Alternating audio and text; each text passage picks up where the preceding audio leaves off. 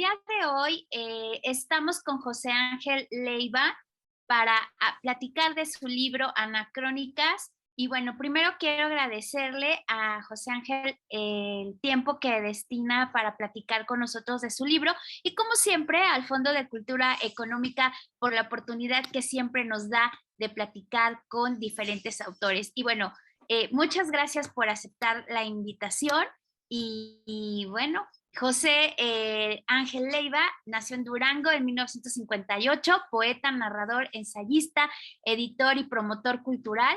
Y bueno, se tituló como médico cirujano en la Universidad Juárez del Estado de Durango y realizó estudios de maestría en literatura iberoamericana en la Universidad Nacional Autónoma de México. Bienvenido y muchas gracias. Muchas gracias, Angélica, por esta invitación para hablar de Anacrónicas. Claro, muchas gracias. Y bueno, leía yo en la parte del prólogo que se definía un poco el libro como esta parte de crónica, reportaje, novela. La leí y me parece un recorrido por diferentes personajes a los cuales pues se tuvo la fortuna de platicar y se van enlazando con diferentes momentos, ¿no? Entonces, primero quisiera yo preguntar, ¿cómo surge la idea de crear algo que no entra dentro del reportaje, gran reportaje, ni tampoco de la crónica, y el título, ¿no? Anacrónica. Exacto.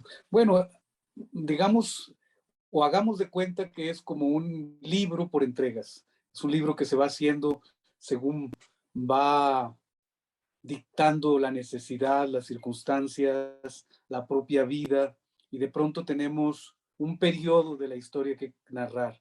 Un periodo que quizás en términos de experiencia va entre sismos, ¿no? Entre temblores, entre el sismo de 1985 y el 2017, que son, digamos, las experiencias que me toca a mí vivir en esta ciudad en la que yo no nací, pero que vine a habitar y que me ha habitado y que me ha determinado en muchos sentidos, pero parecería pues que son dos extremos de una experiencia muy fuerte, porque en el 85 pues vine a atestiguar el fin también de la historia de una ciudad, de una dinámica que existía en la Ciudad de México, por otro lado que era la capital política del país, pero en el sentido político no solamente administrativo, sino también de una, aquí era la conciencia política, donde había un pensamiento cosmopolita, donde todos los provincianos y los extranjeros llegábamos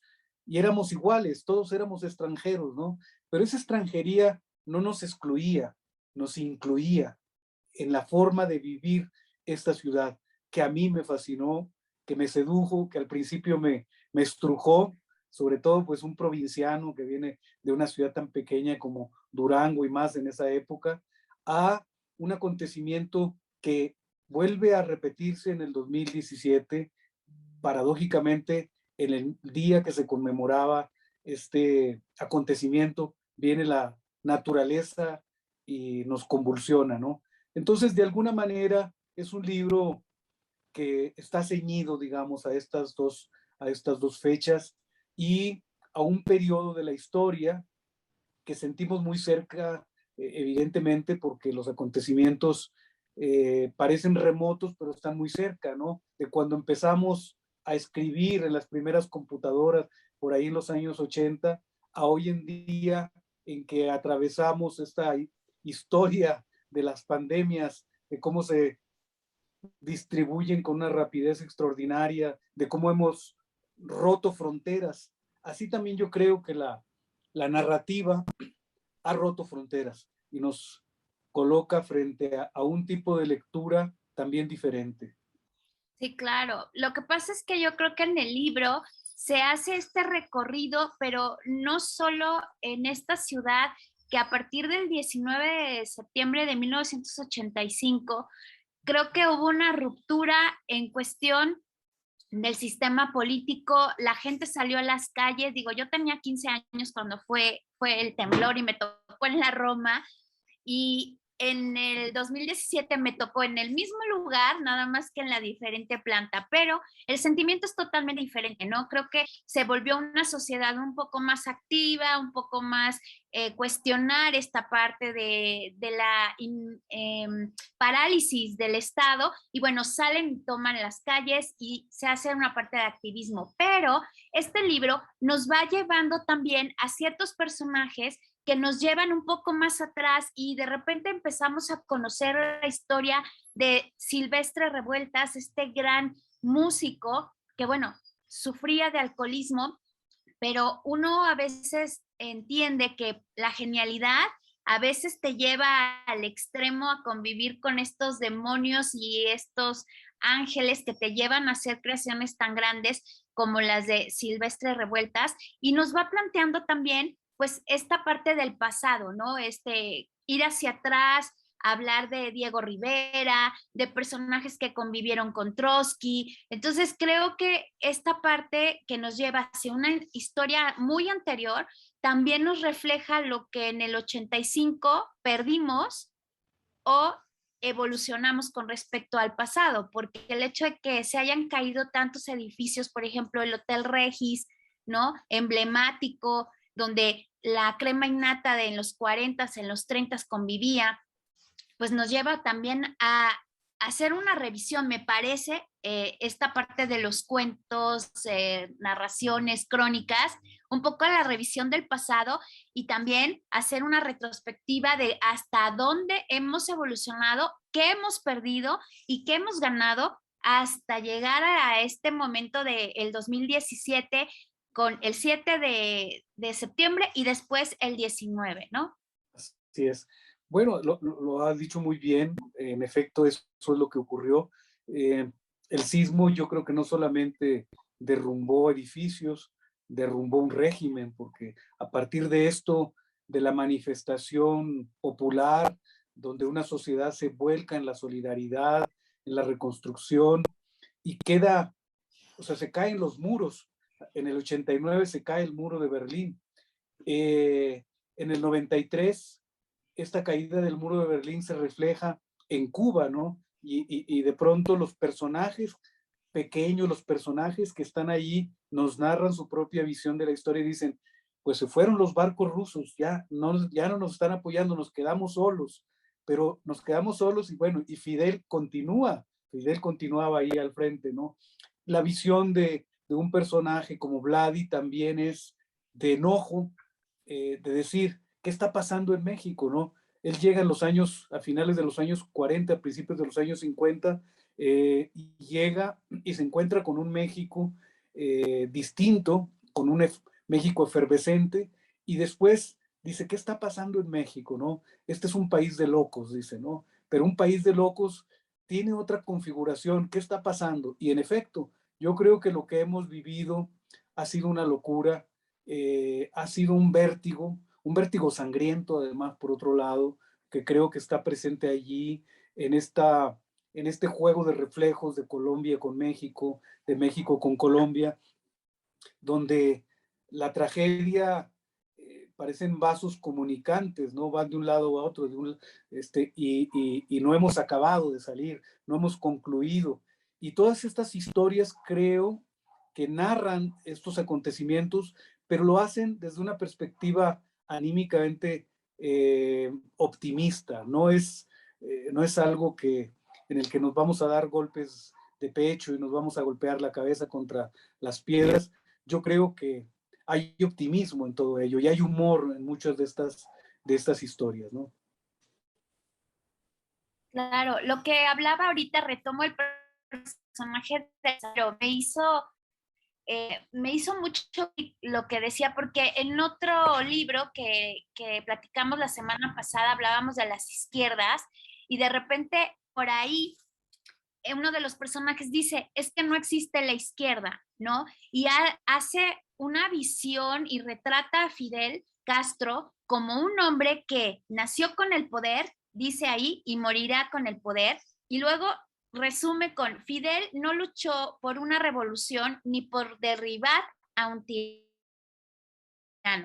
está en su propia personalidad, en su delirio por ser héroe. La revolución no somos nosotros los pobres, los del pueblo, los que entregamos el corazón y la vida por un futuro mejor. La revolución es él y quienes se benefician al estar cerca de su persona. Y creo que este es un ejemplo de lo que pasó después de la caída del muro de Berlín, ¿no? Que tristemente los líderes pues se encumbran ellos, dejan de luchar por el ideal y se vuelven esa figura emblemática que simboliza la revolución y que tristemente, si echamos una vista actualmente a Centroamérica, estamos viendo que se convirtieron en lo que estaban combatiendo, ¿no? Hablando de Nicaragua tristemente y de Salvador, y creo que esta parte de los relatos es muy actual porque nos hace esta reflexión, ver desde un punto de vista diferente a alguien tan emblemático como Fidel,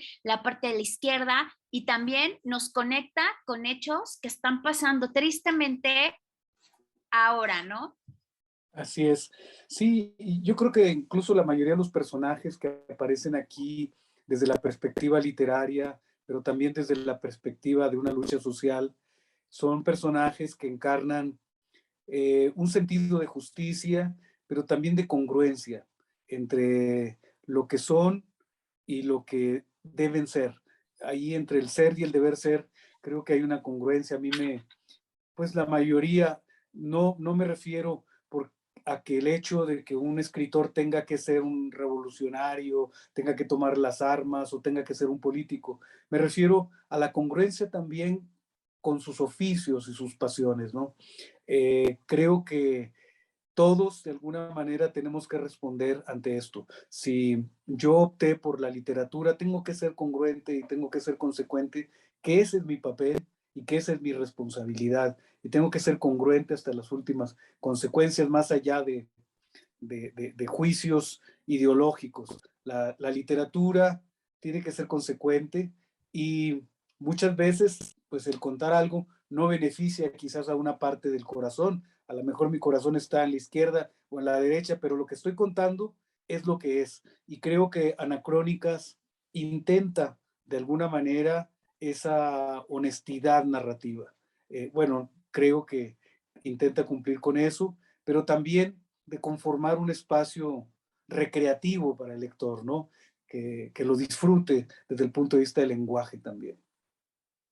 Claro, y yo creo que hay personajes como Changoleón que también pues te divierten, es un hombre pues que se ha hecho en la calle, pero también nos muestra sin romantizar la parte que se vive en los presidios, en la parte donde la justicia a veces no alcanza, donde la sociedad a veces nos tapamos y nos cerramos de ojos y a veces buscamos como cierta literatura que nos romantice, ¿no? Algo que sucede a diario. La falta de Estado de Derecho de repente, el hecho de que la sociedad de repente volteemos la mirada y decimos, bueno, pues no tuvo oportunidad, ni modo, ¿no? Se dedicó a, y ahí es el resultado. O sea, como que creo que nos abre un poquito la ventana a entender un poco las circunstancias, ¿no? Dejos de romantizar el hecho. Exacto. Yo creo que es muy importante esto, porque yo pienso que el cambio está en el lenguaje, ¿no? El lenguaje es muy importante y justamente allí cuando uno entra en estos ámbitos donde uno se da cuenta de que el que lleva corbata en realidad habla igual que el que no la trae, que de pronto leía yo por ahí un libro de José Luis Martínez, El día que cambió la noche, y uno de sus personajes, Acerina, dice que a los espacios de baile entraban todas las clases sociales, pero al entrar al salón de baile, cada uno se identificaba, los que traían traje con los que traían traje, los que no traían traje con los que andaban en camisa y los que no traían más que zapatos y andaban mal vestidos. Cada uno busca y se identifica con estas comunidades. Creo que pasa lo mismo en la sociedad. si uno no habla el lenguaje de los políticos, es muy difícil que entre en el ámbito de los políticos. Si uno no habla el lenguaje de los comerciantes, es muy difícil que hable así. Y ahora se habla mucho el lenguaje del cinismo y de la delincuencia, y se sobrevive mucho también con este discurso. Entonces, yo creo que lo que tratamos de hacer también es de modificar el lenguaje y de comunicarnos en otro nivel moral, en otro nivel de comprensión de el otro. Para mí es muy importante, también creo que en este libro me interesa mucho el discurso del otro. Por eso es un libro construido con diversas voces narrativas, en primera persona, en tercera persona, donde hay una parte casi autobiográfica también, es decir, me alejo y me acerco, pero porque me interesa mucho tocar la noción del otro en el lector. Claro, y yo creo que es un crisol de diferentes personas, diferentes visiones, actividades, vidas, ciudades, desde Bodio Escalante Vargas, ¿no? Sastre cortador, músico rupestre, hasta hablar de Violeta Parr, la gran poetisa, pasando por Diego Rivera, pintores que estuvieron muy cerca, ¿no? A todo este movimiento del nacionalismo. Creo que sí, es un libro que nos refleja, pues obviamente lo que somos, pero también nos pone un punto de vista para reflexionar qué tanto hemos cambiado, qué tanto hemos perdido y hacia dónde vamos, ¿no? También como sociedad. Así es. Pues yo estoy muy contento y espero que los lectores encuentren todas estas posibilidades de interpretación, pero también de disfrute de la lectura, el conocimiento de estas partes de la historia, y que comprendan pues que sí, que vivimos una etapa de la historia donde las fronteras que antes eran muy rígidas se han relajado, y que ahora el periodismo también tiene un pie o varios pies en los dominios de la literatura, y que la literatura también pasa a los dominios del periodismo, y que hoy se reconoce a muchos periodistas como escritores, ¿no? Como es el caso de Svetlana Alexievich, por poner un ejemplo. Pero bueno, aquí tenemos muchos ejemplos ahora de narradoras que incursionan o que realizan su trabajo desde una práctica periodística o desde técnicas narrativas que están en el periodismo, y a la inversa, cómo el periodismo también contribuye con sus herramientas al buen narrar, al buen contar. Sí, yo soy periodista y bueno, egresada de la CETIEN.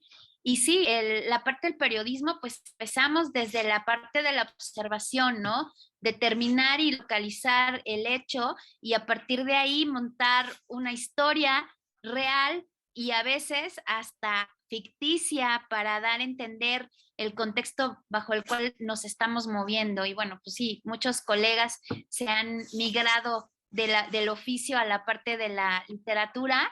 Y bueno, es un campo muy rico. Y bueno, quisiera yo preguntarle, ¿cuál de estos relatos es como el que más le gustó y el que recomendaría leer? Bueno, es que todos son muy diferentes, como está dividido en 4 partes, yo creo que cada uno pues nos aproxima a circunstancias diferentes, ¿no? Me resulta muy difícil. Yo creo que el libro en su conjunto es un solo relato fragmentado, es un relato fragmentado, pero bueno, si habría que señalar alguno, pensaría en que este relato que cierra el libro del Déjà Vu, que pues es un relato eh, que muestra la costura de la crónica y cómo yo voy agobiado por los acontecimientos a Colombia, y cómo se cruza esta historia y junta las dos orillas y le da sentido al relato, ¿no? Porque creo que son las dos orillas de una misma experiencia. Sí, Esa sería, ¿no? Sí, no, no, no, adelante. sí, no, quería decir solo eso, como un elemento externo entra en la intimidad, se va a la intimidad del pensamiento y de un relato que ya de alguna manera se va construyendo, y de pronto viene como un elemento de fuera y se incorpora en el relato. Eso quería decir. Sí, claro. El otro día platicaba con alguien de Colombia y me decía, de repente los colombianos tenemos un problema. Vemos y no vemos y hemos olvidado lo que ha pasado, ¿no? Vivimos como el instante. Dice, eso es lo que yo creo que ahorita nos está pasando. Y creo que somos países muy similares porque Exacto. compartimos muchas cuestiones y siento sí que de repente vemos muchas situaciones, muchos cambios, pero a veces preferimos quedarnos sin darnos perfectamente cuenta, ¿no? Y creo que este libro nos puede permitir, sí, brincar, echar ahora sí que una mirada a el pasado, pero también cuestionarnos qué tanto estamos conscientes de lo que está pasando y si tenemos claro hacia dónde vamos. Así es. Sí, yo creo que este capítulo dedicado a México y Colombia, Colombia y México, me resulta también muy entrañable, ¿no? Porque es un país con el que yo me siento muy identificado, es un país muy cercano a mí, por los amigos que tengo, por la alegría de la gente, no obstante la dimensión de la tragedia que han vivido. Y eso me hace pensar en mi propio país, que no obstante todos los acontecimientos sangrientos que hemos vivido, la gente sigue pensando en la fiesta, la gente sigue pensando en el futuro, la gente sigue pensando en divertirse y el sentido del humor es lo que nos mantiene vivos, los que nos mantiene activos. Y ahí yo creo que hay que poner mucha atención.